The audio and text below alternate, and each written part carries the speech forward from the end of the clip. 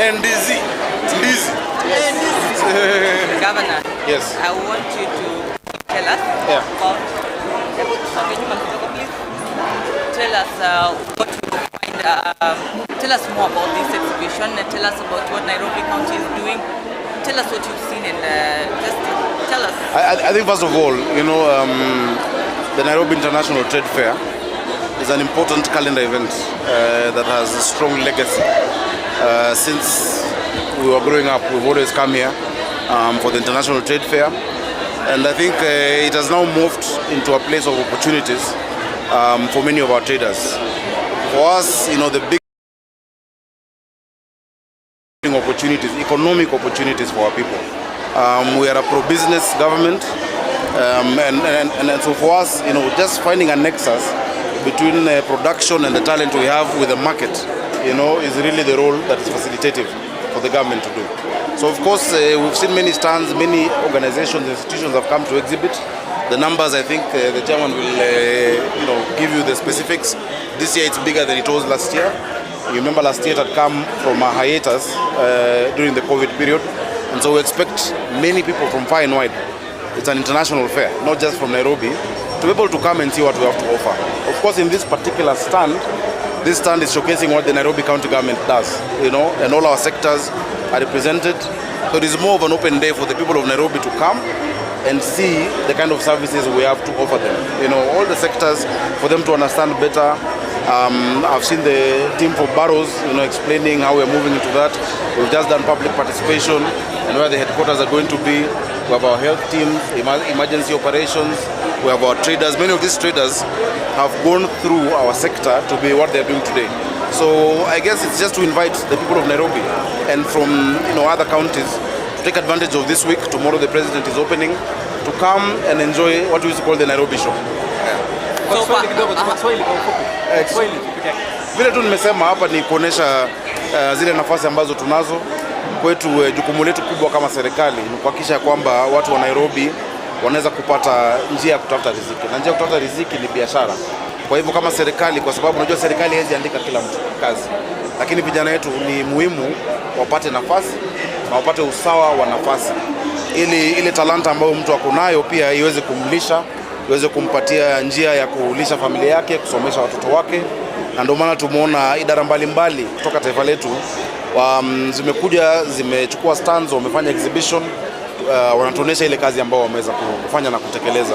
Hapa katika stand ama ukumbi wa Nairobi, tunaonesha wakaaji wa Nairobi na wageni wote, kwa sababu sasa hii ni fair ya kimataifa. Tumeweza kuonyesha zile huduma ambazo wanazipata kwa jiji. Unajua tuna huduma mbalimbali, kuanzia tumeona pande ya liquor board, tuko na Sinai rehabilitation, tuko na mambo ya agriculture, tuko na mambo ya maeneo gatuzi ambayo tumezindua ama tunazindua, ambazo tunaita barrows ama mitaa, ambayo tungependa tuwe nazo katika mwaka huu ili kupelekea wananchi huduma karibu nao zaidi. Tuko na viongozi kutoka county, tuko na MCAs wako hapa, tuko na deputy governor, tuko na watu wa international fair. So ni hafla muhimu sana kwetu. Wale ambao tumezaliwa Nairobi tulikuwa tukosi kuja show. Unakuja hata saa nyingine unapotea, unanunua ice cream, unaletwa na wazazi, lakini sasa tumesongesha isiwe tu kuonesha bidhaa, but kupatia watu nafasi ya kufanya biashara. So kuelekea mwaka jana unaonaje leo? Hii imeshika, hii ni kali. Hii ni kali sana. Na ndio maana tunasema lazima iwaka. So pia hapa lazima iwaka na inawaka mzuri. Asanteni. Thanks. Thank you.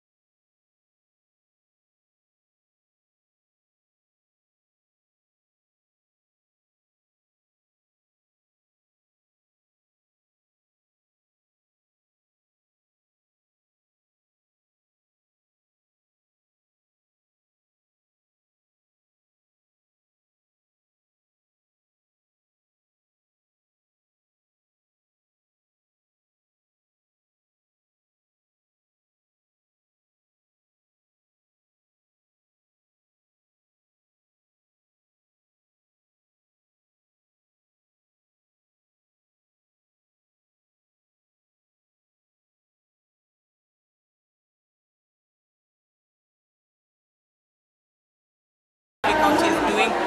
Tell us what you've seen and just tell us. I think first of all, the Nairobi International Trade Fair is an important calendar event that has a strong legacy. Since we were growing up, we've always come here for the International Trade Fair. And I think it has now moved into a place of opportunities for many of our traders.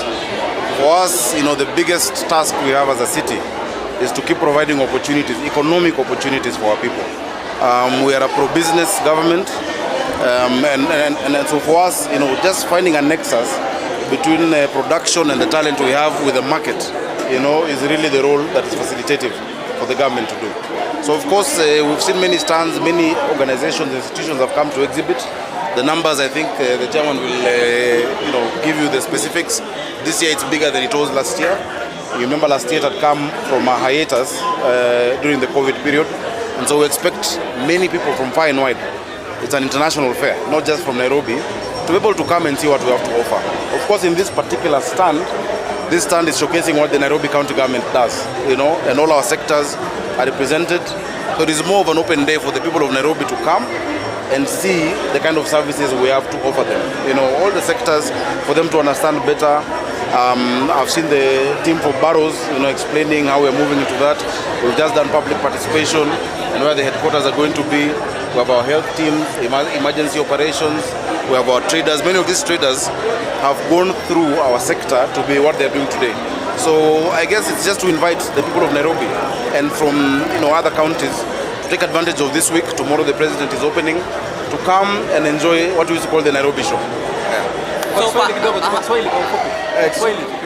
Vile tu nimesema hapa ni kuonesha zile nafasi ambazo tunazo kwetu. Jukumu letu kubwa kama serikali ni kuhakikisha kwamba watu wa Nairobi wanaweza kupata njia ya kutafuta riziki, na njia ya kutafuta riziki ni biashara.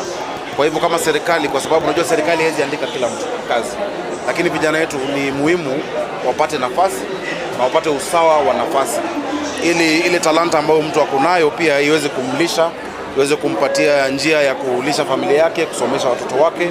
Na ndio maana tumeona idara mbalimbali kutoka taifa letu zimekuja, zimechukua stands, wamefanya exhibition, wanatuonesha ile kazi ambayo wameweza kufanya na kutekeleza. Hapa katika stand ama ukumbi wa Nairobi, tunaonesha wakaaji wa Nairobi na wageni wote, kwa sababu sasa hii ni fair ya kimataifa. Tumeweza kuonyesha zile huduma ambazo wanazipata kwa jiji. Unajua tuna huduma mbalimbali, kuanzia tumeona pande ya liquor board, tuko na Sinai rehabilitation, tuko na mambo ya agriculture, tuko na mambo ya maeneo gatuzi ambayo tumezindua ama tunazindua, ambazo tunaita Barrows ama mitaa, ambayo tungependa tuwe nazo katika mwaka huu ili kupelekea wananchi huduma karibu nao zaidi. Tuko na viongozi kutoka county, tuko na MCAs wako hapa, tuko na deputy governor, tuko na watu wa international fair. So ni hafla muhimu sana kwetu. Wale ambao tumezaliwa Nairobi tulikuwa tukosi kuja show. Unakuja hata saa nyingine unapotea, unanunua ice cream, unaletwa na wazazi. Lakini sasa tumesongesha isiwe tu kuonesha bidhaa, but kupatia watu nafasi ya kufanya biashara. Kuelekea mwaka jana unaonaje leo? Hii imeshika, hii ni kali. Hii ni kali sana. Na ndio maana tunasema lazima iwaka. So pia hapa lazima iwaka na inawaka vizuri. Asanteni.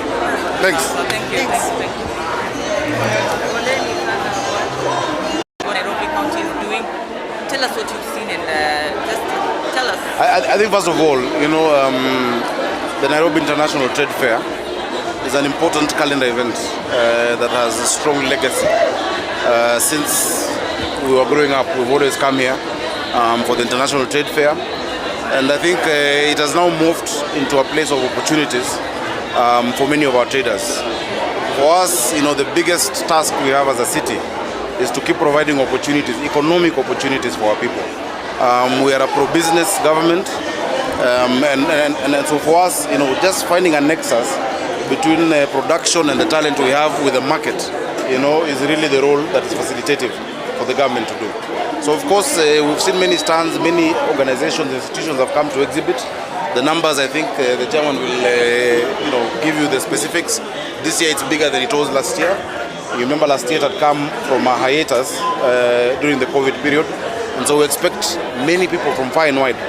It's an international fair, not just from Nairobi, to to be able to come and see what we have to offer. Of course, in this particular stand, this stand is showcasing what the Nairobi County government does, and all our sectors are represented.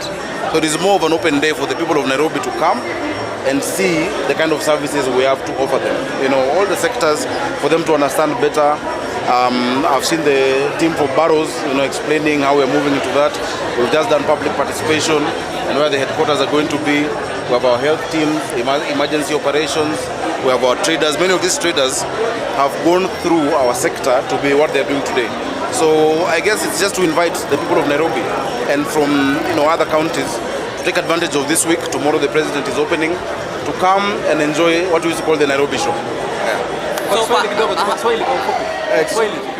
Vile tu nimesema hapa ni kuonesha zile nafasi ambazo tunazo kwetu. Jukumu letu kubwa kama serikali ni kuhakikisha kwamba watu wa Nairobi wanaweza kupata njia ya kutafuta riziki, na njia ya kutafuta riziki ni biashara.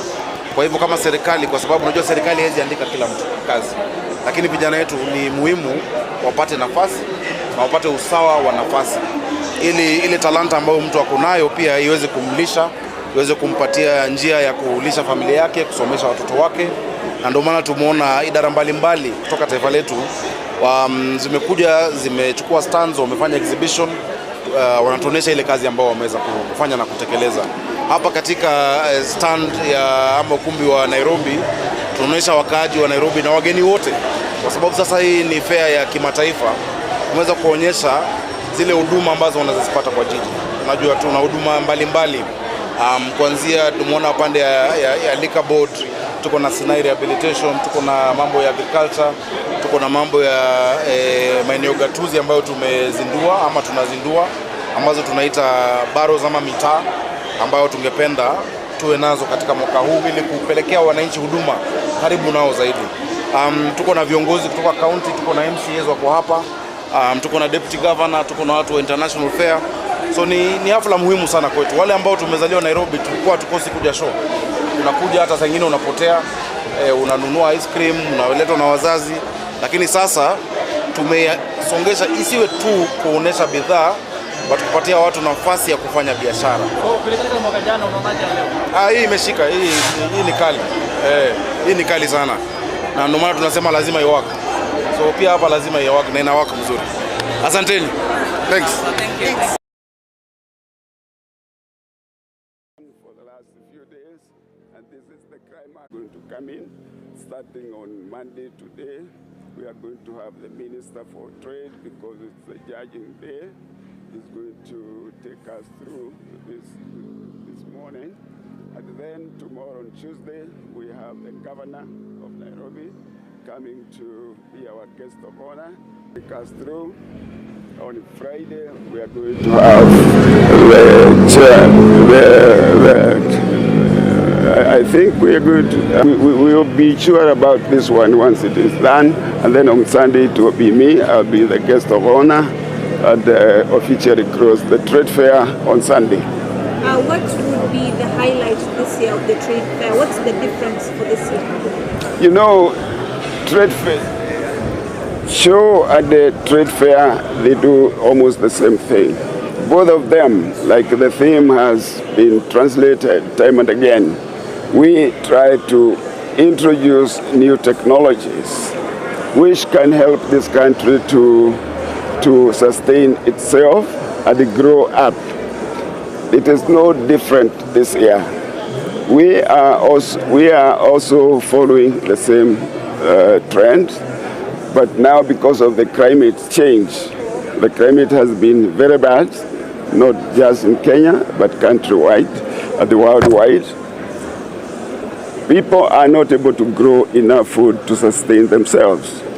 The country itself is not able to sustain itself for economic growth, because we are growing food not in a technologically approved manner. As a result of that, the harvest in the chambers, in the farms, is not very good. And that is what now our focus is. We want farmers, traders to come here and they exhibit their technology to the showgoers so that they can be able to shift to to a smart, this is what we are calling the smart agriculture, so that we can be able to move forward and improve our economy in this country. Maybe how many bodies do you expect internationally to attend the expo? Maybe not bodies, but exhibitors. We are having about 30 or so from the East African region, from Africa. We have some from outside Africa. They are all coming and they're exhibiting. Prior to our preparation here, we had visited several embassies in the country, and they showed a lot of enthusiasm in exhibiting with us. And therefore, a number are coming. They are coming to exhibit. They are coming to learn together with us. And in fact, I've just been with the Argentinian ambassador to Kenya, and we talked a lot of details how we are going to work together with them. Yeah. Even the local exhibitors, how many are you talking? Local exhibitors, we have 400, about 400, something which has not been had for a long time, even before the COVID question that came in 2019, 2021. This time, this year around, it's like a miracle. We have a lot of exhibitors. In fact, you can see the whole show ground is full, and this is just the beginning. Today is the first day, and therefore we are very delighted that I talk to you. My name is Joseph Washington Mugo, the chairman of Nairobi.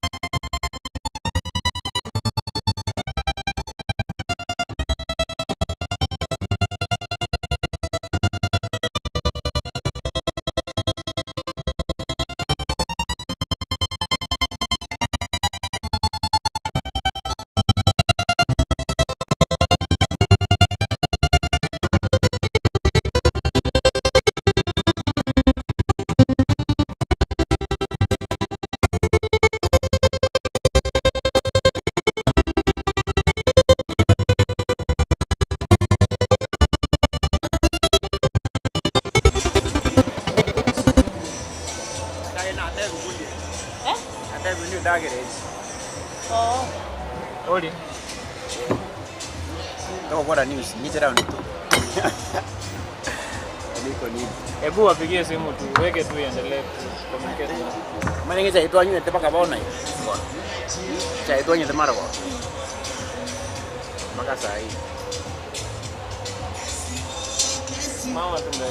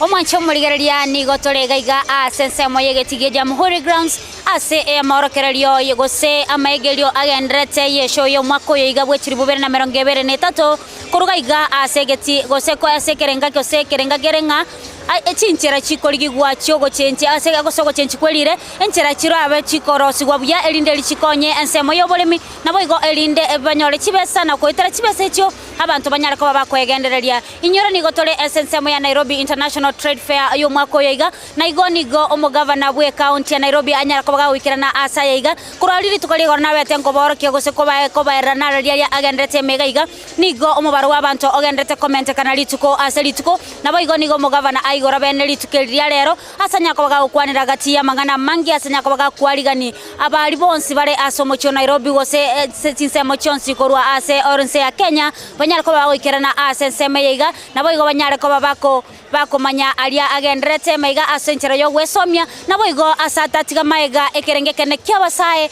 asagania abasaye bonsi abana bonsi bali wabwati chitalanta gocha asenseme yiga elinde kwegera nabo igo kworokia ali babwate elinde elia enyara ko bakonyora enibo yabo yakira lituko nigo baiga anyara ko bagagoteba gati ye chi bali bonsi bachite kworokia gaiga gose bakorokunga exhibitors bali bonsi bachite enseme yiga nigo baire libaga elio gokora obonchoreria kurwa enseme yiga barobune county ya Nairobi ya era nilibaga elio elinde kero montanya ko bagago showcase ali abwate elinde likonyora enibo yakira lituko omwancho muri nyoro morobere nigo kore gogochera eyamasema kurwa enseme wetera secretary Senkiandizi TV gekobwatera no mobaganio Okamel Park inyoro mobaganio Okamel Park nigo gotoka asensemo ya gusikolende unigo oikira sensemo ya Nairobi na barobo inde banyara ko bako abante ndagera yabo na korokia ali bakonyara ko bakorosia kurugaiga asenseme yiga igo mwancho murigereria onde bwensi nali gandigo cha senseme yiga na inde nigo ntetembatigere engana ya gavana alisalia kwana nintegete andake onyara ko bako konyategera omurigereria olenkaga abonya ko bako igunga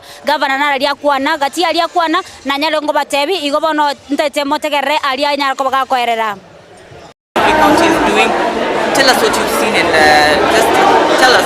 I think first of all, the Nairobi International Trade Fair is an important calendar event that has a strong legacy. Since we were growing up, we've always come here for the International Trade Fair, and I think it has now moved into a place of opportunities for many of our traders. For us, the biggest task we have as a city is to keep providing opportunities, economic opportunities for our people. We are a pro-business government, and so for us, just finding a nexus between production and the talent we have with the market, is really the role that is facilitative. for the government to do.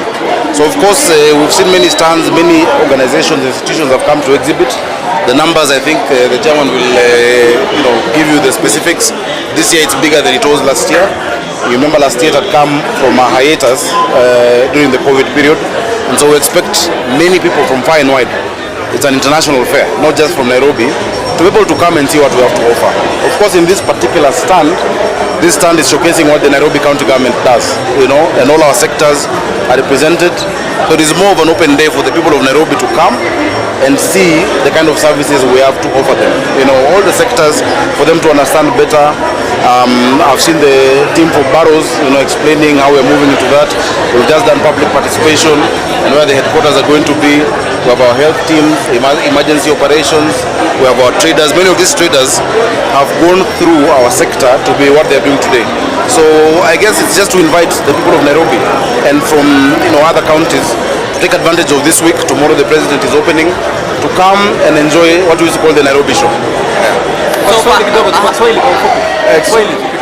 Vile tu nimesema hapa ni kuonesha zile nafasi ambazo tunazo kwetu. Jukumu letu kubwa kama serikali ni kuhakikisha kwamba watu wa Nairobi wanaweza kupata njia ya kutafuta riziki, na njia ya kutafuta riziki ni biashara. Kwa hivyo kama serikali, kwa sababu unajua serikali haiwezi andika kila mtu kazi, lakini vijana wetu ni muhimu wapate nafasi na wapate usawa wa nafasi, ili ile talanta ambayo mtu ako nayo pia iweze kumlisha, iweze kumpatia njia ya kulisha familia yake, kusomesha watoto wake. Na ndio maana tumeona idara mbalimbali kutoka taifa letu zimekuja, zimechukua stands, wamefanya exhibition, wanatuonesha ile kazi ambayo wameweza kufanya na kutekeleza. Hapa katika stand ya ama ukumbi wa Nairobi tunaonesha wakaaji wa Nairobi na wageni wote, kwa sababu sasa hii ni fair ya kimataifa. Tumeweza kuonyesha zile huduma ambazo wanazipata kwa jiji. Unajua tuna huduma mbalimbali. Kuanzia tumeona pande ya liquor board, tuko na Sinai rehabilitation, tuko na mambo ya agriculture, tuko na mambo ya maeneo gatuzi ambayo tumezindua ama tunazindua, ambazo tunaita Barrows ama mitaa, ambayo tungependa tuwe nazo katika mwaka huu ili kupelekea wananchi huduma karibu nao zaidi. Tuko na viongozi kutoka county, tuko na MCAs wako hapa, tuko na deputy governor, tuko na watu wa international fair. So ni hafla muhimu sana kwetu. Wale ambao tumezaliwa Nairobi tulikuwa tukosi kuja show. Unakuja hata saa nyingine unapotea, unanunua ice cream, unaletwa na wazazi. Lakini sasa tumesongesha isiwe tu kuonesha bidhaa, but kupatia watu nafasi ya kufanya biashara. Kuelekea mwaka jana unaonaje leo? Hii imeshika, hii ni kali. Hii ni kali sana. Na ndio maana tunasema lazima iwaka. So pia hapa lazima iwaka na inawaka mzuri. Asanteni. Thanks.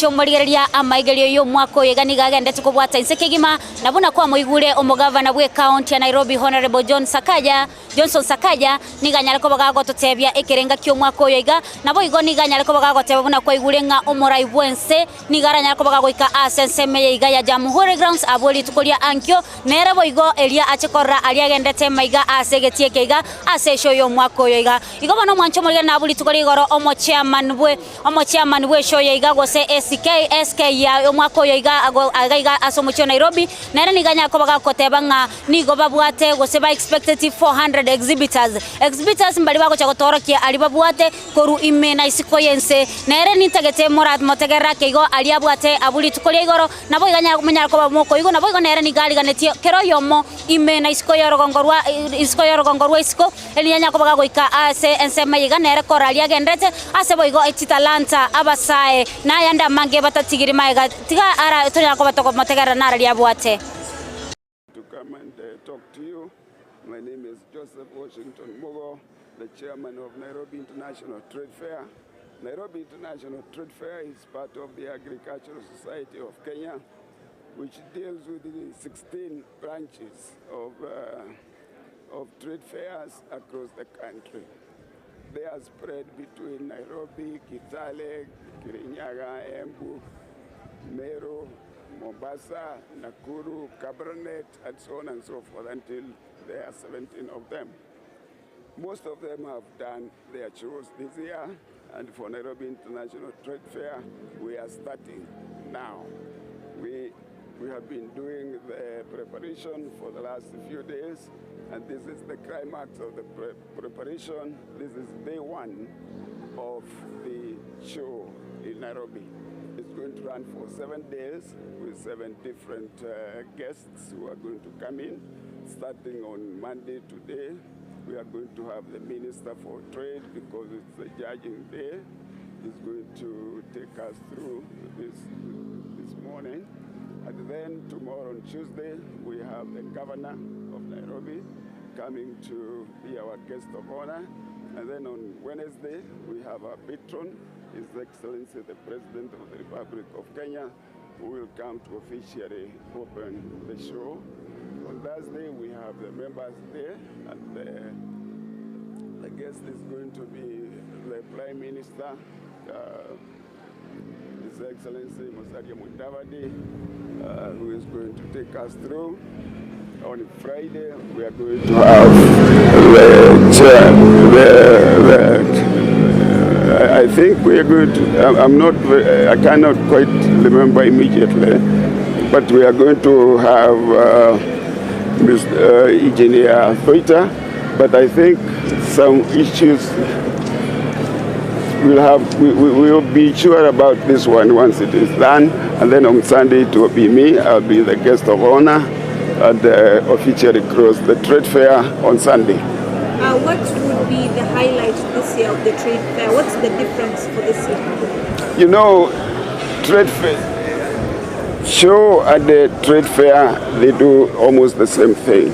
Both of them, like the theme has been translated time and again, we try to introduce new technologies which can help this country to sustain itself and grow up.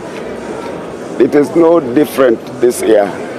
We are also following the same trend, but now because of the climate change, the climate has been very bad, not just in Kenya, but countrywide and worldwide. People are not able to grow enough food to sustain themselves. The country itself is not able to sustain itself for economic growth because we are growing food not in a technologically approved manner. As a result of that, the harvest in the chambers, in the farms is not very good. And that is what now our focus is. We want farmers, traders to come here and they exhibit their technology to the showgoers so that they can be able to shift to a smart, this is what we are calling the smart agriculture, so that we can be able to move forward and improve our economy in this country. Maybe how many bodies do you expect internationally to attend the exhibition? Maybe not bodies, but exhibitors. We are having about 30 or so from the East African region, from Africa. We have some from outside Africa. They are all coming and they're exhibiting.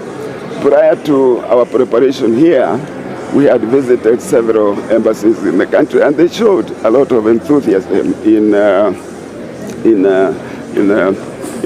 exhibiting with us. And therefore, a number are coming. They are coming to exhibit. They are coming to learn together with us.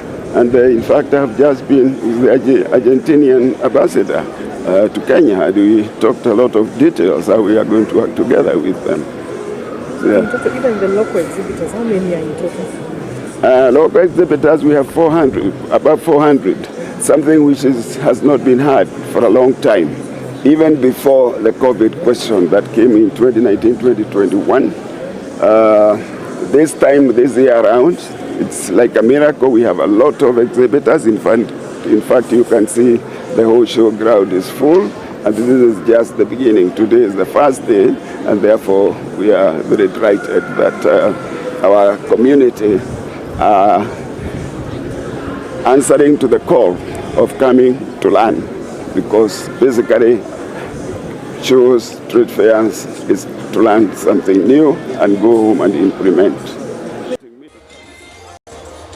Basi bono omwancho omurigereria nara yo omo chairman omo chairman korwa ase ebesho ya Nairobi gosoro sagi arwa Nairobi anyala kobaga kwera omoske Joseph Mugo ekera anyala kobaga gukwana ayonsi igoba no mwancho murigera inyora ni gore togandete gochera kurwa ase getie kiga kia Jamhuri Grounds ekero hotel ya Camel Park gosoma bogani o Camel Park ogandete kubwatera negeta seni Kiandizi TV elikuwa ne kiabuna alionsi agandete ilikuwa ne kiabuna alionsi agandete maigango gocherare eyamaseyemo igoba no mwancho murigera naberengo batebye kurwa lyo mochakano ebintu birega igane binge gose ti sector gose exhibitors balega na bange gati exhibitors balega igane sector yobolemi asekere gatalo chikumaga gati yabo etugo ebimeli nabo igo chi company tisenete amaliogo yebimeli amona maliogo ye chi etugo Waigo mwancho morigeria ntara bunangende kumanya nigo chi company chiro echi tenete amangano bonchoreria gati yabo chibengi gane bintu binde binge biri tenete obonchoreria nabo igo ntotari kwebanga abasaye mbale represented baigana gati ya yanda mange igo bano mwancho morigeria ntagete ogende tobwatia masayamo ene twenda kumanya ali agendete mega iga nabo igo twenda kumanya nga na ali agendete gaiga igo ninchi kwendera kubamanya na kubatebyanga na ali yo ale mega iga muno togandete kora chinsemo nigo toroche chitugo tokarore binte binge tokarore mabogani o Camel Park okoro senda garali kegima tokaro chi sector chi showroom no chirega asabantora gora tiko goli no chirega iga kiro yo nyako baga gora to manyanga litukolia ankio mora ikwensera kaniri aseseme kana ndicho bamanya chiko chise chirege mbate binaralia agenda tugwatika bono ko irani SS studio kurugabwa SS studio yo mito Brighton makoli nara yo kurwa serigetiga iga ndicho bamanya buna agwatika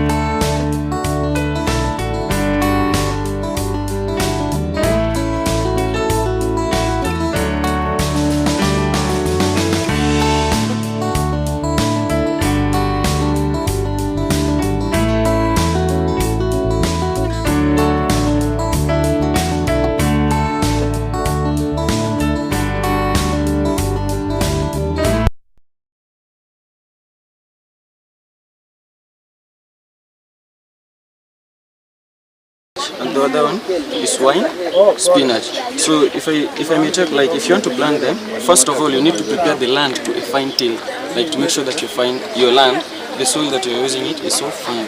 So after that you may drill it using a spacing. You take 60 by 60 centimeter. So after spacing, after we dug the holes, we went ahead and to transplant them where they were. So during transplanting, first of all, what we did, we watered the seedlings for them to be able to come out with a lump of soil, so that we may be able to grow them. You see, and during planting, we used the normal manure and the fertilizer, DAPK. That is what we used here. So let me talk about the importances. You see, like, let me talk about the red spinach first of all. The red spinach is rich in iron and it adds a lot of blood in your body. We have the wine, we have the yellow spinach here. So yellow spinach, it has a vitamin A. So it's so useful in your body. So the importance of all these spinach that you can see here, if you cook them together, after cooking them, like just mix them, cook them together, it helps in eyesight. As long if a person has a problem in eyesight, it can help that person very well. And also it is rich in vitamin K and D. So and also it's rich in iron, as I said before. So these, as you can see, we decided to plant this simply because this method of farming, or this method of farming at your home, you can use it even at your home because it saves a lot of space of land. Like, let me say, for example, you might have a small piece of land whereby you may see like this, I cannot grow anything here. But as you can see, as long as you use this method, you can make it and you can save money in your home. Let me say, for example, if you can save the money when you're going to buy food, you see, like if you're not going to buy food from the shop, but you have yours on just on your door, so you can use it, yeah. So this one, it saves, first of all, it saves money. It's less laborious. Like, as you can see, it does not require so much labor for you, and it does not require the people who are skilled, you see. So this, and also, as you can see it, this method saves water. As in, let me say, for example, you may water it now and then come back later on after maybe 3 days, because as you can see, the soil is heaped up. So it saves, like if you pour water in it, it saves a lot of water. Any question? Okay, before you ask any question, maybe let me just talk about the current affair in our country. As you can see, in our country we are about 50 million. That is the population for our country. We are about 50 million, yeah. And you may see that only that 5% from investigation, only that 5% can see this is a spinach. Is known as rainbow switched spinach. So in it we have different varieties. So one, as you can see, we have the red spinach, this is yellow spinach, and the other one is wine spinach. So if I may check, like if you want to plant them, first of all you need to prepare the land to a fine till, like to make sure that you find your land, the soil that you're using it is so fine. So after that you may drill it using a spacing. You take 60 by 60 centimeter. So after spacing, after we dug the holes, we went ahead and to transplant them where they were. So during transplanting, first of all, what we did, we watered the seedlings for them to be able to come out with a lump of soil, so that we may be able to grow them, you see. And during planting, we used the normal manure and the fertilizer, DAPK. That is what we used here. So let me talk about the importances. You see, like, let me talk about the red spinach first of all. The red spinach is rich in iron and it adds a lot of blood in your body. We have the wine, we have the yellow spinach here. So yellow spinach, it has a vitamin A. So it's so useful in your body. So the importance of all these spinach that you can see here, if you cook them together, after cooking them, like just mix them, cook them together, it helps in eyesight. As long if a person has a problem in eyesight, it can help that.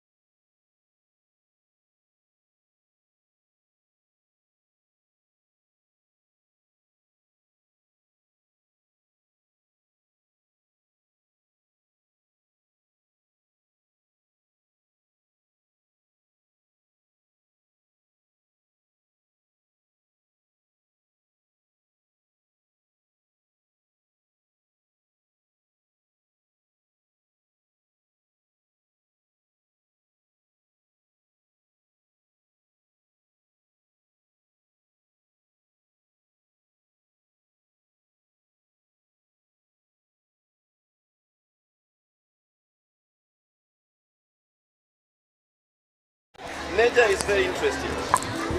Tuna drive from all the way from how it changes from fossils, those are 2 million years ago, tunaona, until how it changes from such environment yenye tunaona hapa ya sasa. Tunaona how it changes to is driving the food, the natural food, yeah, yenye ilikuwa na diversity nzuri, natural food yenye ilikuwa na diversity nzuri. So, for example, as I told you, I just appreciate nature because I work a lot on birds. So that's why you see this tree has got a lot of animals. But when it dies away, that diversity, that's biodiversity.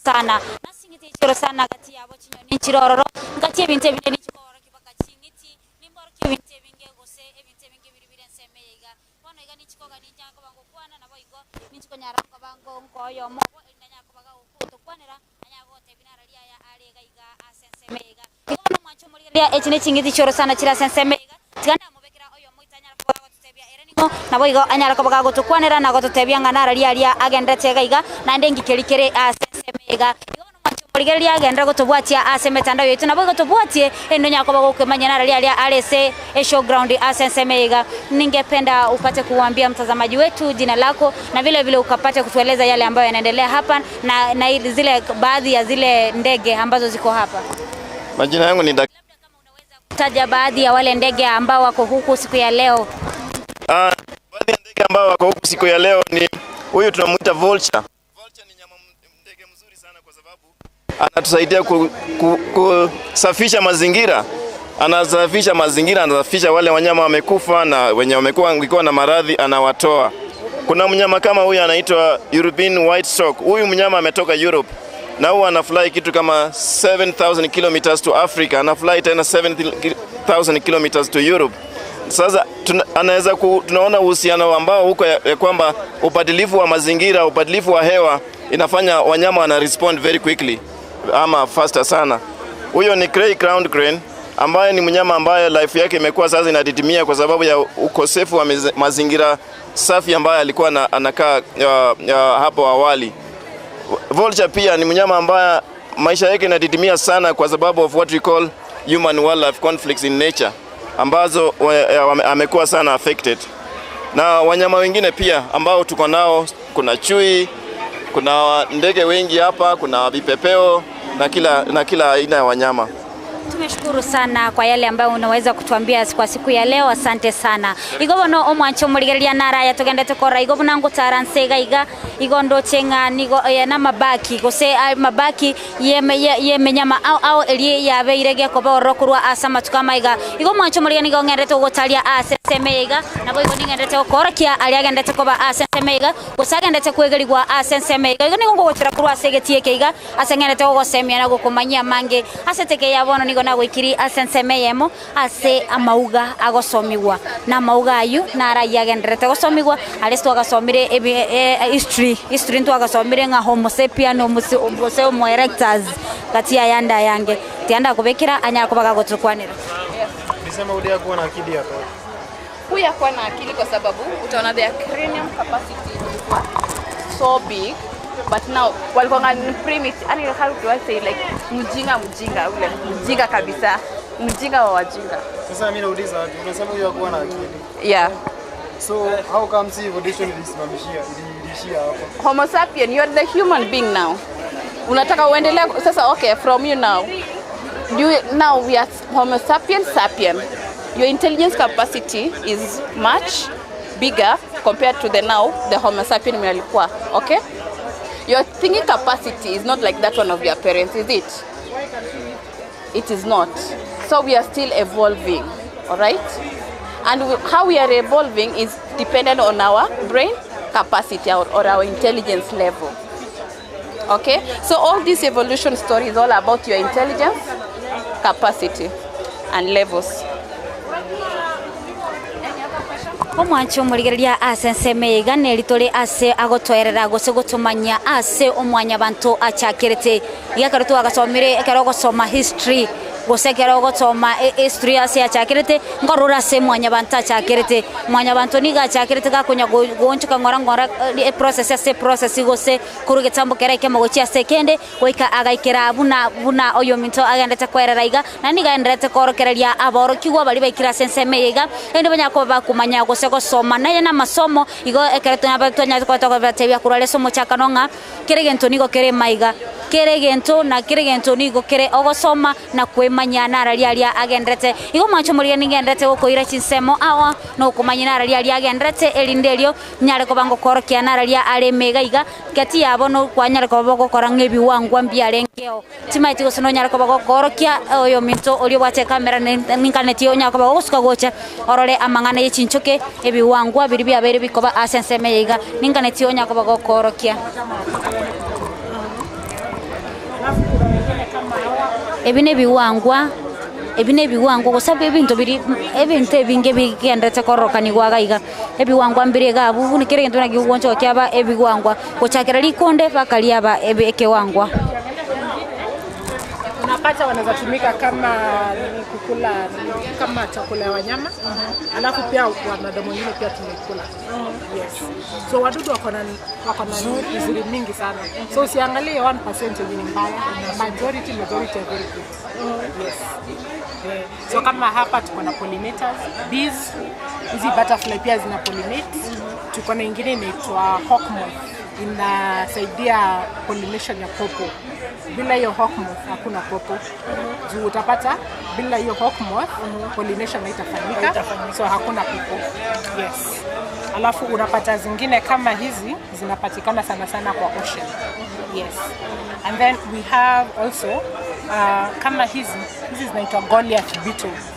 Hizi Goliath beetle zinapatikana Kakamega forest peke yake. That's why tunasema ni muhimu kulinda misitu yetu. Muhimu kabisa.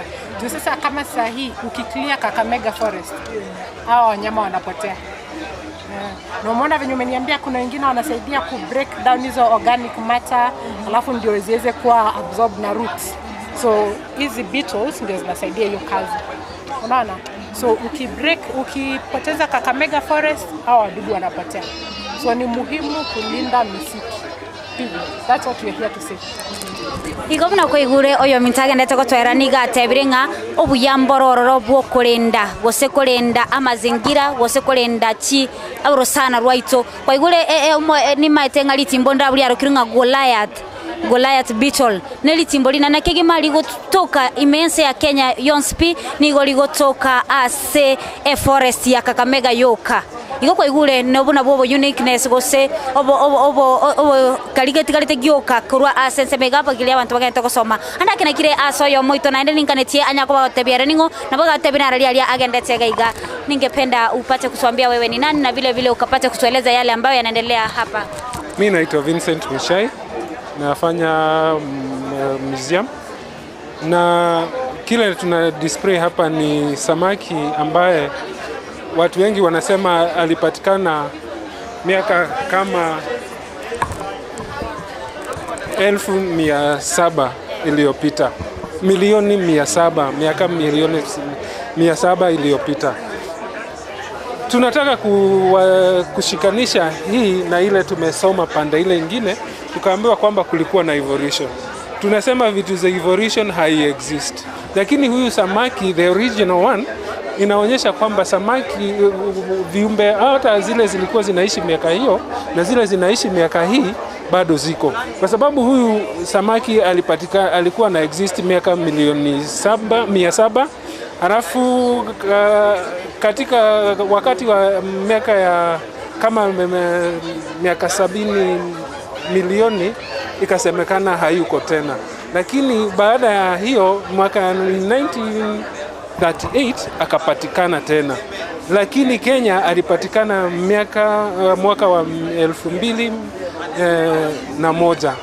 Sasa ndio tunamuonyesha sasa hapa kwamba ana exist. Hata kama ni miaka hiyo ilishapita, hata kama ni miaka mingi imepita, bado hizi viumbe bado ziko. Kwa hivyo huyu anashikanisha miaka hiyo ya kitambo na miaka hii. Kwa sababu huyu alipatikana tu juzi miaka mwaka wa 2001. Kwa hivyo hawa tunashikanisha kwamba evolution bado ina take place na wanyama wa kitambo bado wanapatikana. Sawa. Asante sana. Igo bana kwa nyako bagokora oyo minto onya umurigerio TV inyoro murobreyo nigo gendete gugochera masa ya makuruga iga asegetige Jamhuri Grounds hasto gendete gutarira abantu au gose ebinto au biribira asensemega handa kekero na kira senseme ndo chego sene chingende chege koro ngararama ama millet ngararama oboli ngarara ebinte binge gendete koraga ya ngarara egente korunga oboba amoba na yanda mange agendete gorokiwa asensemega nanda ntondete kwemanya mange igo mwancho mulente tengo tali kurwa asensemengo ire isiko alian ase kurwa aseme ino twanga sensemo ya National Museum aseba gutwara ebintu biri bikoro nagatie ayanda mange ali bagandete gotosemya kurwa asensemega esensemega isiko ninte tengo ire orole gatie chinyoni chirikira asensemega chinyoni chiro chire chinyoni au chirekire asensemega ninkaneti onyako bagogochirora elinde bwe manyinga na mange ara asensemega na ndena mange tokantikomanya intuna abagusigo sabalira baito pegeta seni kyandize TV gati yabo gabu noroche chinyoni chire chire gabu chinyoni chikoroka na buya kegima timaiti gose no chiroche omwancho murigeria echine chinyoni chire chinyoni au tokandete okorokia kurwa asensemeye showground ya Jamhuri astondete kwemanyana ko barokia mange ntobwate omonyamo manyakata bende atausi chinyoni chire gabu tirinkagerete nkonyorande oyo mobwa balia baraborokerera igaiga banyara ko bagotebe chinyoni echine kichikorokwa nanna kichire chingiya iga kegima igona nintetemba sukigo chia asensemende mboroki engiti timaiti naki engiti boli engiti elie engenda inse timaiti sabe koro kugoli etali ke usirigia niga ekoro kwa engenda inse igo mancho maligelia ine engenda inse ekoro kunga eko engenda inse elie manyire buna engiti nare itoganta korra asosa somo no wikenya modro mekancha buna snack nare yo ogenda tekoligelia igabu nige siekeire nabo gotimaiti gosento chikonyora oyo mobo anyara ko bagago twera nare lia agendrete anda kenchi konyara bango kwa na nere anyara kubagogo tutebia na ralia agendeta sensemega. Labda ningependa kwa dakika moja upate kutueleza yale ambayo yanaendelea hapa, upate kutuambia mulipata wapi snack mkaleta hapa. Snacks Okay, we are Stedma Gardens. We have an animal park. So hii ni part ya tunapewa license na Kenya Wildlife Service za kuhifadhi. So hizi ni tumerescue. So like we have a team to rescue venomous snakes, non-venomous snakes from kwa manyumba and all that you can do. And we also have an animal park in our end. Yes. Maybe what can you advise our viewers in terms of venomous snakes and how they can get prevention from them? Because what we can see or what we can say from the regions of Ukambani, we can see there are most snakes and they affect human beings. What can you say? Okay, what we can say is that human beings should not rush. Well, the moment they see snakes, kitu ya kwanza ni kuipatia time, unakaa kando, and then you can call any Kenya Wildlife Service officers, wanaweza kuja. In case ya incident ameumwa, assume ni venomous ama si non-venomous, anafaa ende kwa any near hospital for first aid and all that. Asante sana. Igo wana mwancho mulire ine ngitioro sana gose engenda inse. Igo ngenda to gotalia senseme yiga ni gotora sensemo yechingiti choro sana. Asante ko batebia na ko bamanyama ngina ndega buntu bwate ndege ya Kenya Wildlife Services.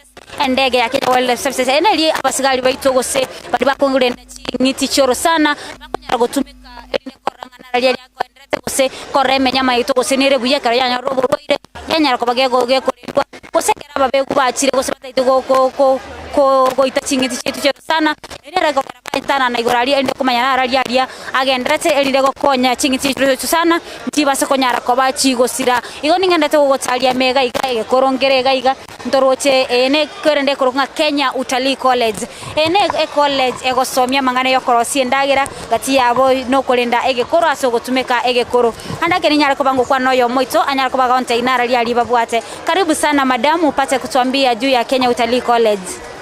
Haya bono twanyorenga oitabe tairi uwezo wo kwa na asili tukoli alero igonto gendete gotara na kuba igo gotebia na ralia agendete sensemega igo inyora umorobele nigo gendete gochera mase makurwa ase Kenya Utalii College gokoretwa gwetera ase omobogani o Camel Park inyora omobogani o Camel Park no mobogani ogotoka asensemo ya usi na bo igo agendete gotugan igo bono na gendete kwana ntonyara ko gendete to gende gali ende nyako batokora omusubati eci okoendia ndege na bango batebya Kenya Wildlife Services ria ko ndai gorogali anya ko bage gutokwanira andake tigatona nya ko batogosanga amonere anya ko bagotebya nara liali na boigo ni back, push down. That's how it operates. Hi. Maybe you can explain to us what is all about this. This is a gyrocopter used by KWS. So we use it in our national parks for conservation. So we use it to fly over animals to ensure their safety, look out for poachers. Yes. Are you the pilot lady? Yes. We are 2 female pilots at KWS. Thank you so much. All right. Omachumuri na kwa igure nere okonyara kobaga kora endege yo ekerere asa mare iguru gali igo gaiga ntoke kora emenyama au ntoroche omunyamonde gaiga timaja someone weke gusina kituranyeroke echineshinde ine menyama buna nanyara kobango batebya emenyama go sechingiti choro sana tirichikolendwa na baminto buna mogendete guchirora igo chigendete kora kiwakorwa asenseme ya Kenya Wildlife Services osechi bali bakolenda chingiti chaito choro sana ende kwene kiabuna Kenya ngo skere bosio na boigo negendete gogo igo bano ninchi konyora oyo moito anyara kobaga gototebi igo rie chingiti choro sana oina ro mokubwa bwa nseme yiga igo nagendete gokwanda bande ninkaneti anyara kobaga gotokwanira na gototebya nara lialia agenderete igo mwacho muligereria ntatokwanera stalking. So what happens ni kwamba huwa anawinda wanyama usiku, sana sana the baboons ndio huwa anawinda. Na ukitaka kujua kwamba hapa kulikuwa na leopard, ukiangalia juu kwa msitu katika forest unaweza pata kuna nyama juu ya mti. So definitely that area must have had a leopard. Unaona? So ndio huyu anaitwa leopard, kwa Kiswahili anaitwa chui. Watu hawajui kutofautisha chui, wanamuita chui ndio cheetah. Lakini chui ni leopard. Duma ndio cheetah. And duma is the fastest animal in the world. 72 miles per hour. That is the speed. Halafu cheetah akona crying mark. Anakuwa na kitu kama line ya machozi. Ambaye leopard hana. Halafu leopard ni kibonge. Cheetah ni mrefu, mwembamba. Yes, like that. Halafu angalia dots. Za huyu ni mzito. Ziko na something inside. Unaona katikati kwa manyoya kuna kitu. Lakini cheetah ako na dots. Sawa sawa. Halafu mlio wa leopard anafanya ha, ha. Halafu cheetah anafanya hi, hi, hi. Hivyo. Hiyo ndio mlio inakuanga. Huyu anakustua, unaona? Na sana sana usiku. He's very active at night. During the day ana relax. Unaona? Na kazi yake yeye ni kustalk. Anafanyanga stalking. Cheetah ni plain game animal. Yeye kazi yake ni kufukuza the impalas, the gazelles, yeah? Hao wanyama ndo sana sana anafanya nini? Anawinda. Unlike that leopard, yeye anakuwa active usiku na utampata kwa msitu. Unaona? So ukiangalia Gobano omwacho muligereria oino moteneri korwa asenseme nero omokubwa yani nero omoteneri asenseme iga igo ningare tuko batalia eli nebonya ko bagorora ko mokora na lialia akoba ase Kenya Wildlife Services ali bakunyara ko bagutolendera ase chingiti choro sana igo na wikiri asenseme yende chingo lindo chinchirororo chichi okonya ko lino mote na boigo gati ya yanda mange timaito sinichi okwana noyo moito anyara ko bagagototebia ngana lialia agendere iga labda ningependa upate kuzungumzia yale ambayo yanaendelea hapa siku ya leo. Labda utuambie kwa hii section yako ni mima gani ambayo umeendelea wananchi ili kutazama ama kujua umuhimu wake. Sawa basi pole sana igo ayuna tagane irigo kwana esengenchaba kubwa bayemba yoga iga abanene bayemba lebwana tego kwana igo ene ali bagenda to gotorkia senseme iga igo mwacho murigeria igo to gotebi pole sana mbali batagane irigo kwana mu maitege nto ko protocol mbale babwante ukwane kero gwikirense mugete na no matege ne sector yega serikali igo mbale bagane tu kwana mbale batagane irigo kwana ebine badi bitakora asa monyesha ya gose ase sector yega yenseme ya bono iga.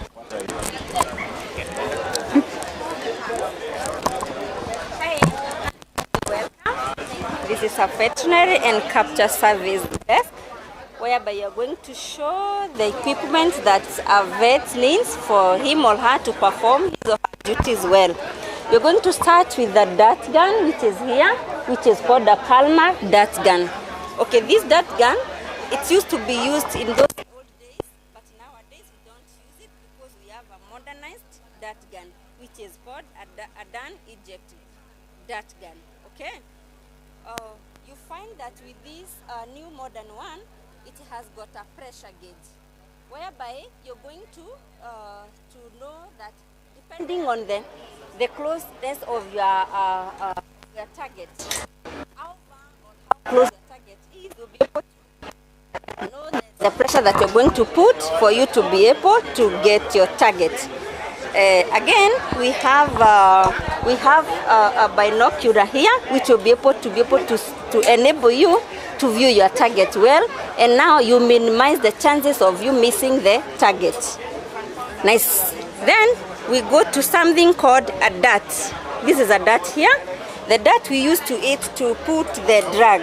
The drugs which are called immobilization drugs, which is a very dangerous drug that you're supposed to use it when you have your PPEs on, like gloves and your lab coat.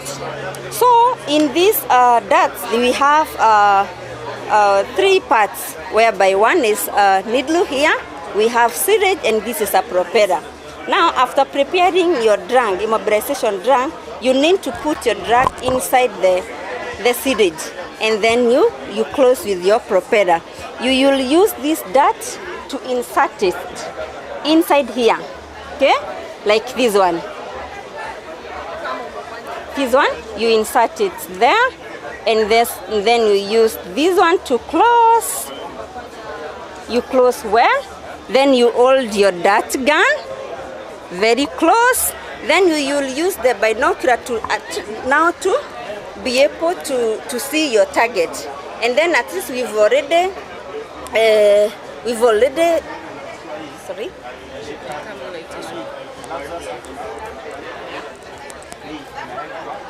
With this one, we say depending on how close or how far your target is, you'll be able to minimize the chances of missing your target. When you miss your target, you'll now misuse the drugs. And remember, with you, we said the drugs are very expensive and they are controlled because they are very expensive and dangerous drugs. Next, we are going to this gadget over here. It is called a restrainer. It is here. Restrainer, we use it when you're physically capturing animals like warthog. The warthogs are dangerous and they can bite you. Now, to avoid that, you use the restrainer to be able to close the mouth part. For that, will enable you to easily work with the warthog. Again, we have an equipment called a wire cutter. Wire cutter, it is used to cut the wire. You find that some animals are trapped using the wires. And when we are called upon, you want to go and remove the wire from the animals. So you go with the wire cutter to help you cut the wire, and then you release the animal. We have another gadget here called pulse oximeter. When the animal goes down, you need to monitor some of the parameters, like the oxygen.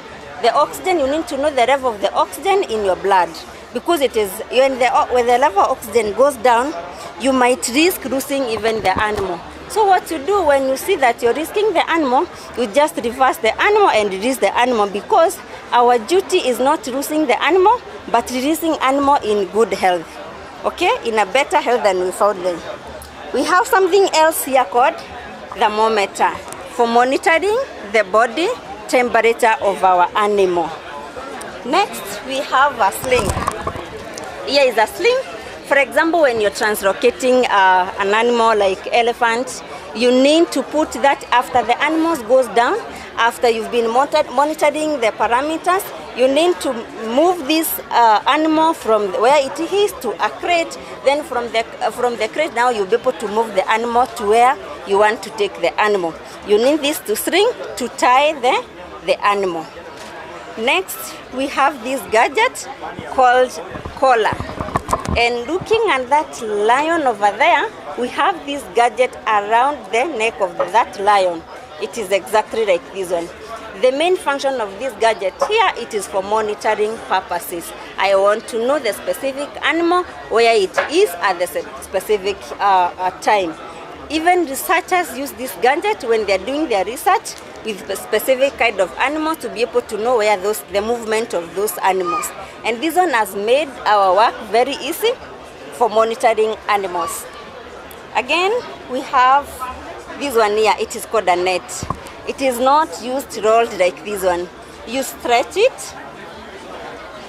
when you want to capture animal, physically capturing of animal like warthogs and impalas. Okay, you will set this net at the point where you know that those animals comes, and then after that you will chase the animals towards the net. Then by that you'll be able to capture those animals. There are two types of capturing the animals. Let's be clear.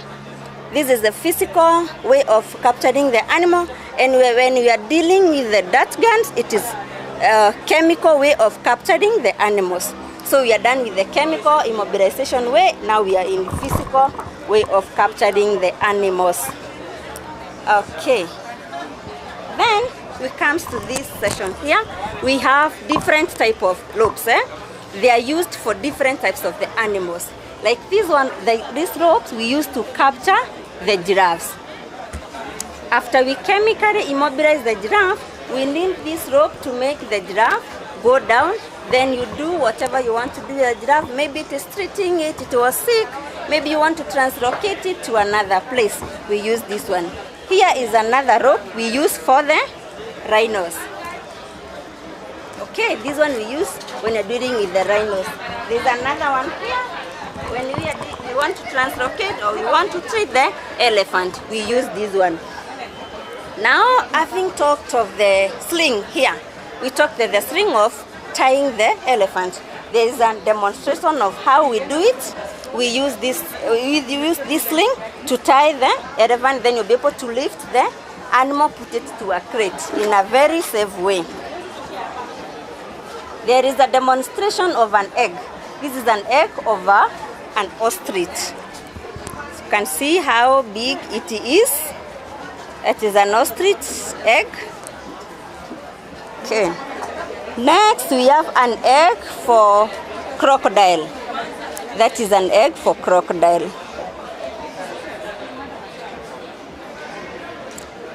Yes, and this is a leg for the ostrich. Here it is. And that is all we have for our vets to be able to perform their duties and to be able to leave the animal better than we found them. Thank you so much. Igona ra yo kwanya kwa gukora sense mega. Gobona kwa rodre chingo linchiro rochi aina au tirichiko konya gusiba. Egerto bwate elephant, tukatwara a lion, tukatwara beyonce ebyo. Nigo bigo sibu gwetera chinchera au. Gobona nte tukobaira sense meyo mintoyo ma anya kwa gago tutebia aliagendete sense mega. Labda ningependa upate kutuambia ama kuzungumza na watazamaji wetu, upate kuwaelezea wewe ni nani na vile vile yale ambayo yanaendelea katika hii section ya maonyesho ya siku ya leo. Asante sana. Kwa majina naitwa Royford Mbaka. Nafanya na Wildlife Research and Training Institute. It's a new parastate under the Ministry of Tourism and Wildlife. Our main mandate ni tuna undertake training on wildlife na pia tunafanya research. So basically ukiona I have some equipment here. These are equipment that you use for research. Maybe I can take you through some of the equipment. Like these are GPS. Basically, ukipata mnyama or you're collecting a sample, unataka kujua the exact place you collect that sample, you map with a GPS.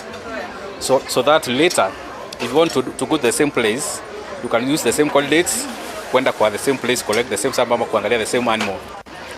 The second one is these are camera trap. Basically, camera trap acts on motion sensor. What happens? We put it in the forests or in our ecosystems. So it has a motion sensor. So after 3, it has an mem card. Tree. I'm able to see it uses laser beam. Kuonesha your distances.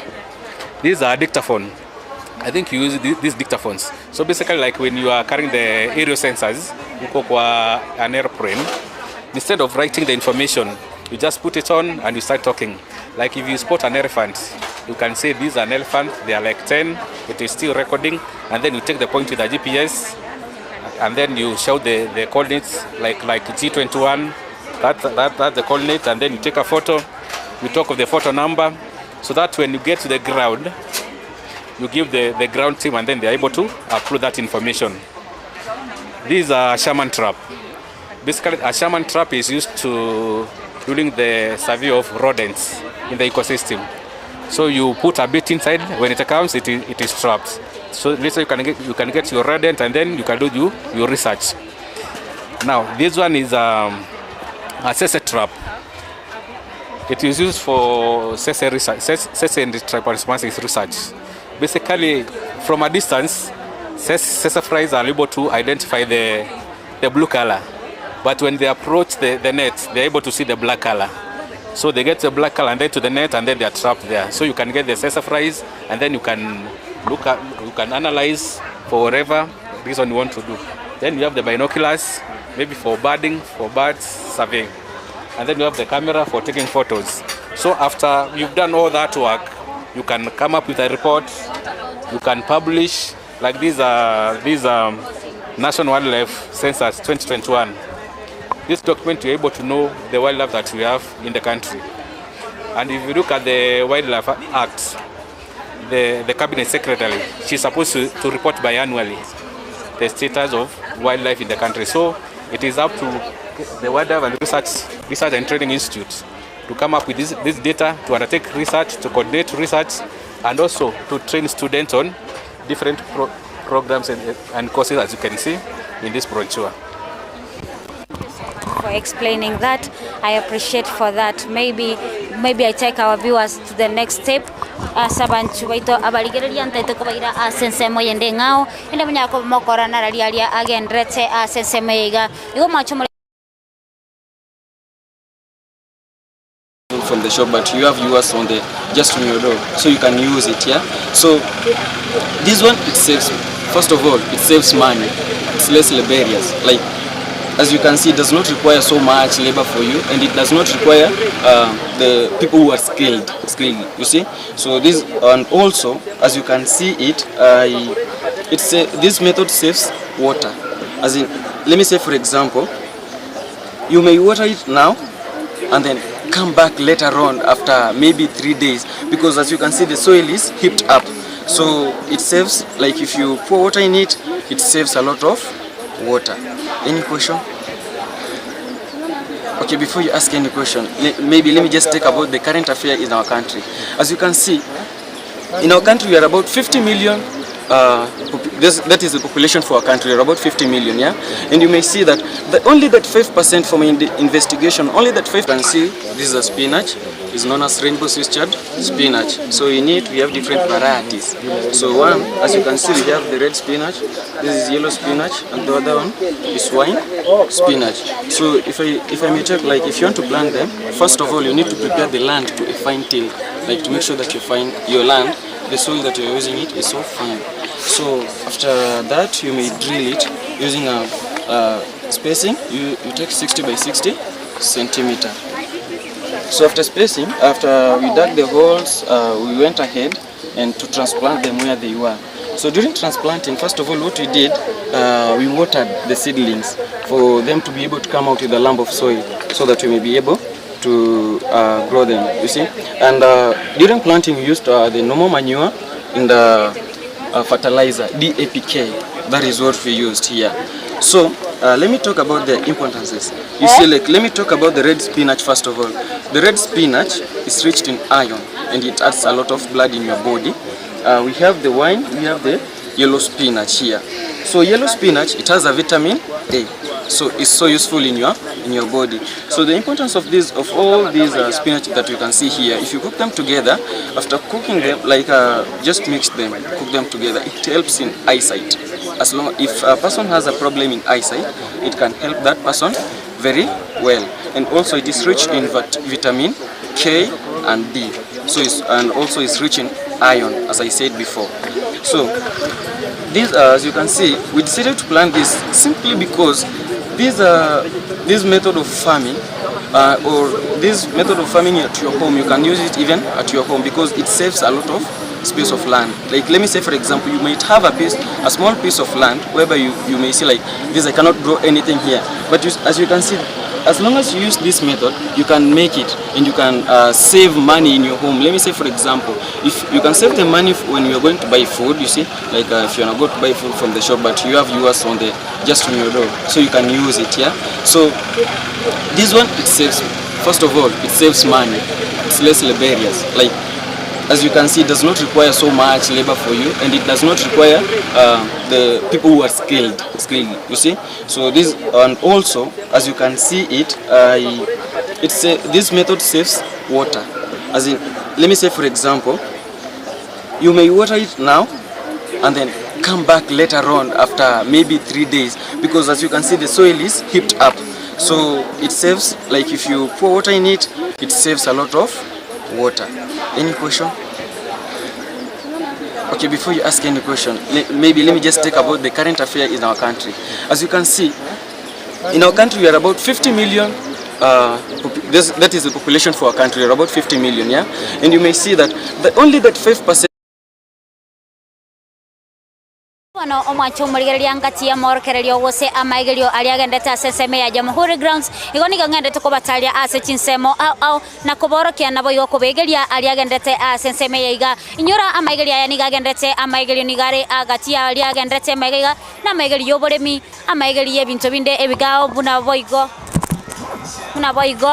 amaigerio boremi amaigerio ebintu binde bingao gati yabo buna abwagachi oboremi nabo igo amangana ye biashara igoringa togotalia senseme na kwerora na ria gendete gati abo buna senseme ndoche emashini reiga ngande mashini nige okonya kuna cha obunyansi kose obunyansi bolibo kwa wachiombe nabo igo chinsiaga istuma eta somorwe kanya boruna nepia grass elia kwa egwa chiombe igontu chikonyora oyo mugwenseme yega nyakobaga gotukwanera na gotebye igati ye chimashini chire iga negasi chimashini echo ngande boigo asomoremi ningi chimashini chirazi mnyara ko bachigo gokonya hivyo ningependa uongee na mtazamaji wetu vile upate kujieleza wewe ni nani kabla uanze kutuelezea baadhi ya hizi mashini ambazo tunaziona hapa na kazi yake.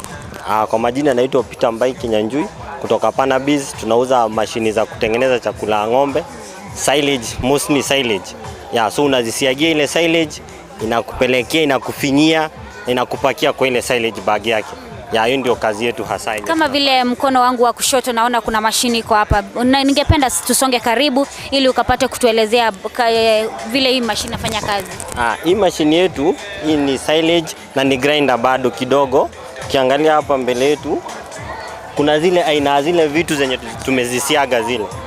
So kuna hii ni mahindi tumeisiaga imetoka ikiwa chakula ya kuku. Pia kuna ile nyasi pia tumeisiaga. So hii mashine inaweza siaga kitu yote ile unataka kusiagia wale wanyama wote wako nyumbani. Na vile kama mkulima angependa kuwapata atawapata vipi? Kwa nini yetu tuko hapa Dar es Salaam Road, anaweza kuja kwa duka yetu, anaweza tupata hapo. Hizi mashini tuko nazo zote, tutamletea nyumbani tumfunze, atuhakikishe kuwa mashini inamsaidia ile. Na uzuni hii mashini yetu pia inasiaga na pia ina pack. Kwenye ile silage bag yake. Hii mashini inaitwa vipi? Hii ni silo pack machine ya 2D. Na vile kwa mkono wangu wa kulia naona mashini nyingine, labda ningependa upate kuelezea ama mtazamaji wetu ama umuhimu wa huu mashini. Hii mashini nao ni ya kukata silage. Ile tumeondoa ile kanyanga ile mguu ile kidogo, saa hii shamba zimepungua, sasa tumetoa ile kushika chini. So inawekewa pale ndani, yenyewe inakuja inajifeed kwa hizi bag zake karatasi, inafinya kutumia hydraulic ndio inatoa hiyo hewa yote. Ndio sasa inakutolea ile silage bag for his storage for ni matumizi ya baadaye ile. Labda kwa mkulima ama mkulima yeyote ambaye yuko pale nje ambaye ana mifugo anataka kutumia mashini kama hii, unaweza kumadvise vipi? Hii mashini hata ukiwa ni mzuri sana kwenye biashara ya kuuza silage. Sababu ukiangalia sasa hii kiangazi kidogo tunaambiwa mvua inaingia El Nino, so kidogo majani itakosa. So ukichukua itakusaidia na ile biashara yako ya kuuza silage. Asante sana kwa haya ambayo umetuelezea. Wacha nikatembeze watazamaji wangu kwenda sehemu nyingine. Igobono omwacho murigeria na rai kwa nyako bagokora kwa rero ne mashini ebuna tebire nige okora kiasiende yonsi elie egane iri gokora ya okonya yo murimi ya pakiendagira yakora igoko igure nabo kubanyora gwetera ase kwende yabo ekorukunga silage factory yabo yogobeka silage igobona kwarorire gabu nere yo buna ere igo igomwacho murigeria ngende togotalia ase seme nyora nigotoka ntokwanda amangana mangi aliagendete ase ye showground ya Jamhuri Grounds ye gotoka ime mucho Nairobi ne mucho yo nigera chigoira amatuko atanabere abo asechagete litukulia lero litukulia igoro na se litukulia ronkwa nyara ko bagokoranga omugavana bwe county ya Nairobi Omoske Johnson Sakaja na nyara ko bagawikirana asensemeiga na kuba gotebya gose kwaligania abantu bonsi goika asensemeiga igoni gandete gutarira abantu au bachisemechiga banyara ko bagotebi na rali babuate kati yabo banyako tugutoerera ngana rali bakorosia kuseba babuate elinde gosaba limi banyako bakonyeka gosaba na biashara banyako bakonyeka ninga nicho kwa noyo mobo kolende ne lintara nyoro yo mobo senseme ene ikire nandi ni gondo chige korokunga chinchoke ngagarito bono bolimbo chinchoke naro lemba bwati chi machine chonse chokorosia oboke nindo chi machine au gaiga ninga neti banyako bagutukwanira kandi tumanya ngoboke bwa bomboro byo bone company yabo na kikoroku igona chikunyara bagutukwanira na ndete gosomia bande gabu na ninga ni achiko totebianga ebinte babwate packaging yabo ngayekoru montala ko banyoranga yako banyora igobu no boke bokoroka na gabu na boy gomdo chemba bwate chinchugu karo chia siru nigo chikoro kungoros bale peanut butter kolengana buna na ligereri gaiga ngoma cho muri ati anga gotali go ikera chinsemo chinde chingao ndi to kwa to kwana ngana rali ali mega iga igo ningende to gotali go chia seseme iga ngende te kubango korokia ngana rali agende te seseme iga igo macho muri rali ni tete ngoira chinsemo au ekerenge kene kisaya akero kuligeria oba amangana ya yobolemi gose sector yobolemi nere eirete ekerenge kenene mono ase enseme iga gose asa maigeria iga agende te iga ebintu ne binge bigende te kolende sector yobolemi nere irete ekerenge ekenene mono nicho korokia gali ntobwate ndochenga ebintu mbire gali ntete ngoirange ntinya ko batokoro gusina amangana yokorosia nindo chamangana yokorosia amangana ichingoko battery cage system ngagirete nere iyo kyatoike ange banyako bagotebyanga ngakibara ora abanyore nanara lyali banyara nyare ko bagotoerera niga sense mena ikireti maiti usinichonyora oyo muito anyako bagagotoerera habari yako ni water drinker.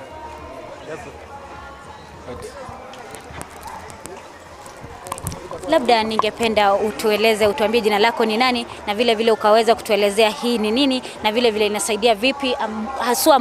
Tumeleta hii ni patronage. We call it patronage in agricultural language, but in normal language we normally call it layers cage. So layers cage, we have two different types of layers cages.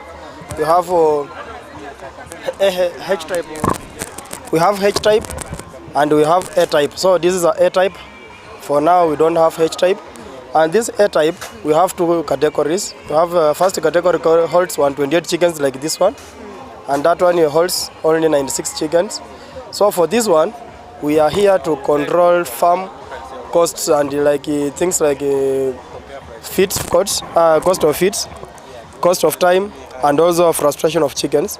First of all, once I'm talking about frustration of chickens, you know, once you are keeping your chickens in crowd or in a contaminated place, we normally get those chickens are being frustrated whereby you are giving food. By the time they are eating, you are going to collect eggs. By the time they are collecting eggs, they are thinking about to take water. Now you want to collect your droppings. But here we don't frustrate chicken whereby once you keep chickens inside, we continue to stay there without any frustration. You just feed from here, water they take from here. So you feed from this part, they take water from inside. This is a nipple, water comes from that tank. Then once the chickens are inside, droppings you collect from down there. Then the eggs we collect from this outside side. So for now, we are just only showing the customers how it is and how it used. Then you can visit us in Mombasa Road, ICD KTA. Yeah, our contact is 07 4191 3204. My name is Simon. Once you visit there, we can explain too much and we can give you more about these cages.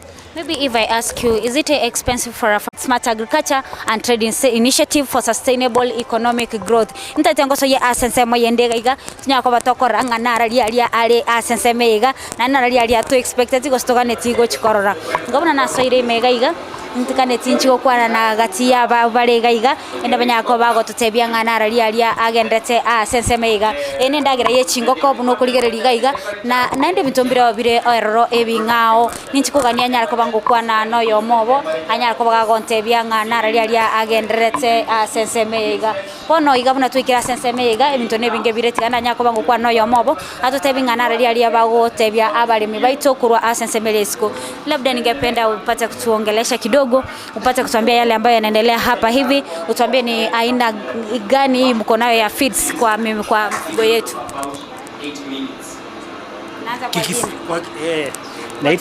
Naitwa Cherogony. Kikisii nilisomea huko lakini nilikataa kuingia. Lakini Abdarian lakini hapa ni shirika la IDC. Tunaonyesha katika hii maonyesho ya Nairobi. Shirika la IDC tuko sehemu nyingi katika nchi, tuko pande ya Pwani, tuko pande ya Molo na pia tuko pande ya Kitale. Kwa kazi kubwa yetu ni laini za mbegu ya mahindi, lakini hivi karibuni pia tumekuwa katika mbegu ya mahindi, mbegu ya ng'ombe, tunasema AI, na ile ya viazi pamoja na pia tuko kwa laini ya machungwa. So kwa hii sehemu ni katika kujaribu kueleza wakulima vile tunafanya na uzuri ya hii mbegu yetu ambayo tuko nayo kwa jumla. So tumejisambaza Kenya mzima, hata pande ya Kisii tuko, Enokem ni agent wetu katika laini ya mbegu. Tuko na pia Nyansiongo, tuko na Borabo Agrovet hapo, unaweza pata mbegu ya AI, mbegu ya nini. Mbegu ya mahindi tuko nazo na zetu tumeichunga katika laini ya silage sana, na tuko na variety moja inaitwa 623A ambazo inakuwa kwa mainiko ya juu. Pia tuko na 500 series yetu 552A. So hapo ndio tuko. Labda mko na aina ngapi ya viazi? Viazi nafikiria kwa yenye tumetambuliza kutangulisha hapa ni kama zaidi ya varieties kama 7. Tuko na aina moja inaitwa Wanjiku, tuko moja inaitwa Nyota, tuko na nyingine inaitwa Unica. Upande wa pili pia tuko na zingine zaidi. Nia ni wote tunaelewa kwamba viazi sasa utamu wake imeanza kuwa kubwa.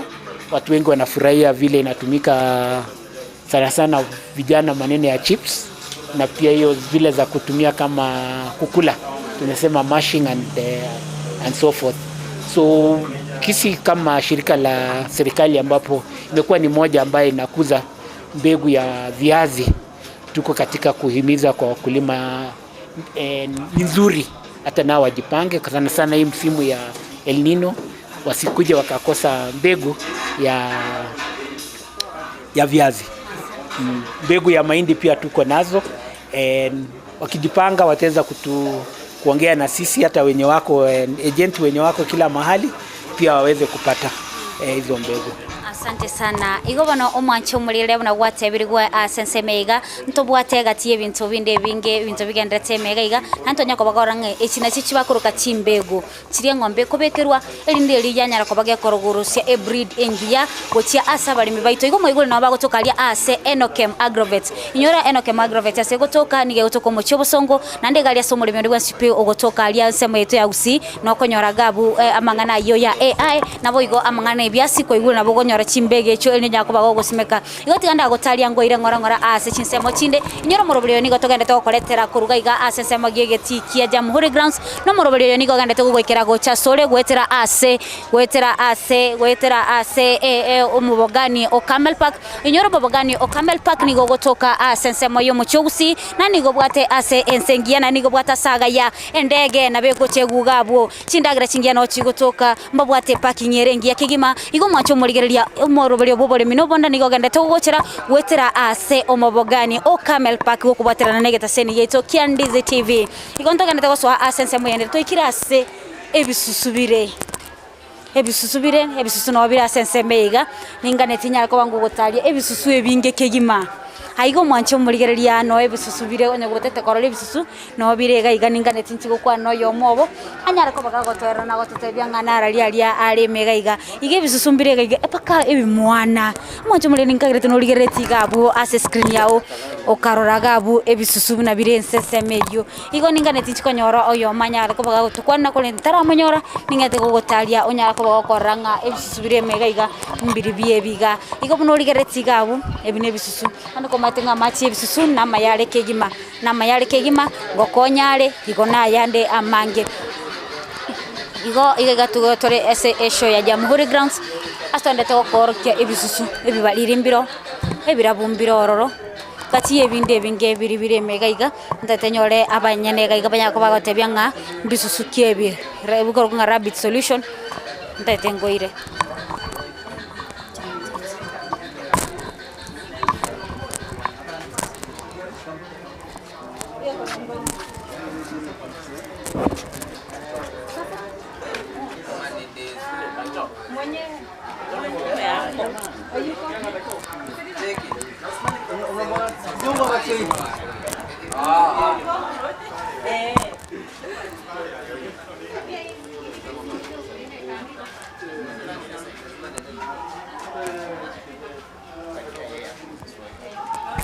igo mwancho murigereria ebine bisusu na nyumenyorere oyo mobo oranyara ko bagagutukwana igoriye bisusu igo oyo no yo mobo labda kwa faida ya mtazamaji wetu ningependa utuambie wewe ni nani na vile vile upate kutueleza jinsi rabbits zinafugwa na yale ambayo yanahitajika kwa ufugaji huu.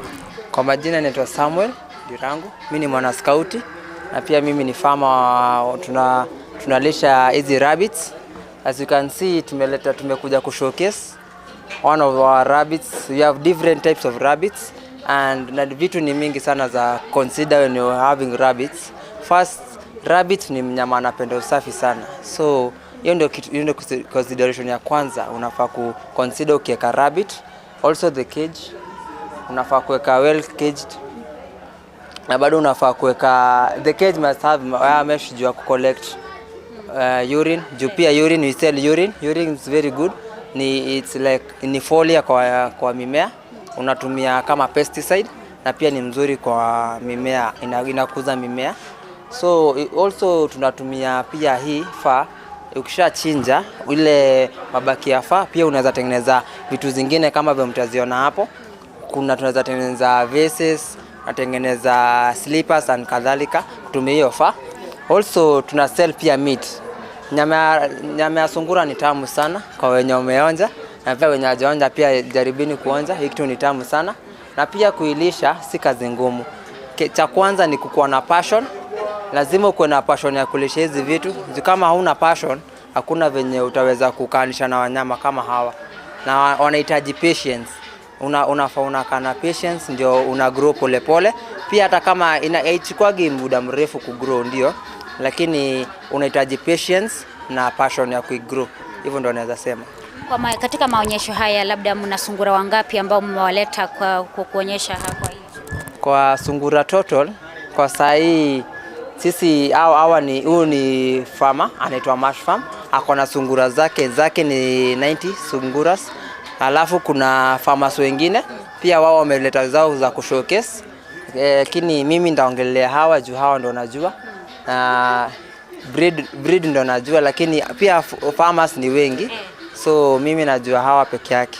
Asante sana kwa hayo igo murigererio itono nyarete gogenda tekora ebisusu na birigaiga uko igure umurimi oyo mo olchete ko asa amorokeria ya gusama igeria yega ni gabwate ebisusu bire 90 ebisusu 90 na boigo ntogerete okugotalia iga na okorokia aliagendete megiga na boigo ebisusu mbire asenseme iga igo ningarete okorokia na boigo ntete ngosoki kuruga iga na boigo nguire asensemende onyara ko bagokoranga ebisusu bire gose obulimi mburu bogendete megiga inyoro murubule nigo gendete gwetera ase omobogani o Camel Park nigo ogotoka alia ensesemo ya usi nero yagendete twanyara ko togoika asomo chomone o Nairobi rigo koretera amaigere abuna gendete kororekana igo ningendete gugotalia asenseme iga na gokorokia nararia agendete ko ene kigwago se gukorokana asenseme iga ningendete gugotalia esho ene etie kenene neke gima nande nigo kebwate keregento gobona kebwate keregento ningene to korokia nga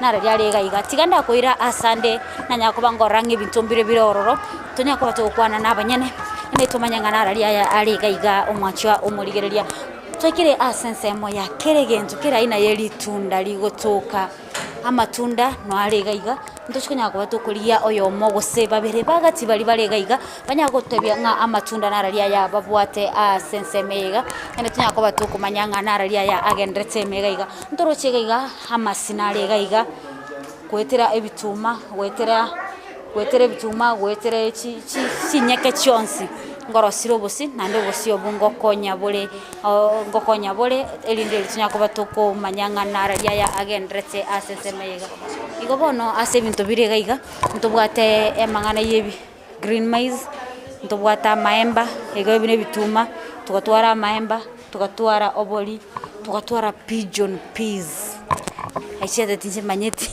abagusibeto ninjimba boli ngo chakwena somoro boli to monte yechinchirichi ntobwate njinjahe tugatwara white millet tugatwara yellow beans tugatwara coffee tugatwara ibintu nebinge birega omwacho murigereria nabo igo asensemo yechingeni osesenge asensemo ya matoke ntobwate abe mangana mange ali megaiga igoni gate ugotalia na ukumanyinga na rali agendrete iganto bwati chingeni anto bwate spider yechini chinsaga bunango bwate chinsaga butambe nechingia nabo igo mwacho murigereria asensemega ana matoke au miri nabo igo gati ibintu binge biomiri tigatonya ko kwa noyo mobo atutebinga ngikegendetega labda kwa faida ya mtazamaji wetu tungependa utuambie wewe ni nani na vile vile yale ambayo umeleta katika maonyesho haya katika huu uwanja wa Jamhuri.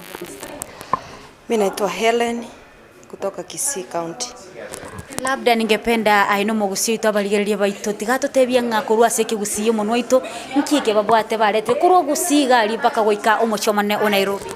Aige tubwata masi ya akorwa seritoke liomiri amo na masabo amatoke boigo amo na masabo ye emiongo boigo bosi amo na matoka liomiri ayaga na yakorwa se county ito ya Kisii akorosi amo na matoka matobu ayara omiri njenda kurwa tebie abaligereria baito sababu sibaito esensemo ya matoke igonda te yaba abagusi baito nga amatoke aita gusina ya maana sana na ndina yengenjene sana talibu na lirikale twalenge gochaya litoke ne lyo gokumi na ndeli toke na baliragerote nenge igotoro seri litoke lyeito ekiagera litoke lyeito ndiche gotokonya chinga kichiri mutu naboigo ase abaligereria baito igo mwanya kwa moko igwa munango batebo tambe Ndizi TV nabo obwansubo mubusi no bwansubo mubusi nabo bwekire asomo cho Nairobi eligo korokia gose asama igelio gosamorokeria ase enseme ya Jamhuri Grounds igo moigure goitira ase amatoke aimo tagire kurusi mogondo amatoke na bao konya na bao koroselio bosi na bao koroseli tokuri gatia yande amange igo ningende kubaitana ni ase enseme ya Jamhuri Grounds ngende kuborokia na kyakoroka na mtote ungalitoke ndoro litobu likuomigwa iko bakalitoke litiganda na manda muboli yake litoke litobuli kuomigu na kirigo konya omoyo olio golito litoke elia kero kwa lirire maybe kero bwate sukari yawe yachire nse nabo okero kwa lirire nabo okumubero koirana nomo nabo kobwena igo litoke ligo kolega singia sana somubere na inde bono mono buna litoke liga liobosi ngokonya lirasenda ngokonya lire nabo ligo sibino nyene nkoro ngosibirira first prizes na ni mzuri mtu ajionyesha bidhaa yake ndiye ajue aweke bidii zaidi. Katika yale ambayo umeleta labda ungependa kuambia nini mkulima yeyote ambaye yuko pale? Kwa mawaidha zaidi inafaa mtu ajitokeze aulize akuje show ndio upewe uone ule amewin ni mikakati gani ameweka ndio apate afike hiyo kiwango. Mambo na pumpkins sijui unaweza ambia nini kwa health wise inasaidia nini? Pumpkins ni mzuri, ni chakula mababu zetu walikuwa wanatumia but bado ni medicinal sababu pumpkin ukikula inafanya mwili na nyoka na mafuta yake ikiwa zile seeds ikiwa extracted fully kuna mafuta inatoa hiyo mafuta. Mtu akikunywa raw inatoanga minyoo yote kwa mwili hata hata mtoto mdogo ataenda haja kubwa na akute minyoo iko hapo. Ni medicinal kabisa. Asante sana go mwacho muri na raitwa nyako batoko igo kwa igurenga ekerokorio mongo nigo kunyara kwa bago konya igo mwacho muri na raitwa gendete kwegera kurumega iga asegetigia jamo Holy Grounds umorobire yo gochera gwetera ase omabogani o Camel Park astonete gotubuna intugeta seni kyandizi TV obwansu musi tonete koletera mangi kurwa senseme iga igo ningerete okubwateria goseni ngendere okubwateria buna gendete gwatika kurwa senseme iga nabo igo ninchikuirana senseme yene nyara gwango koira goikera ase etugo eyere mega iga igo tugenda gutubwatia gwetere mitandao yetu ya ONCP elino nyako gogotorra intubuna ndizi TV nabo obwansu musi nabo tambiri ngo batebya obolemi nobonda.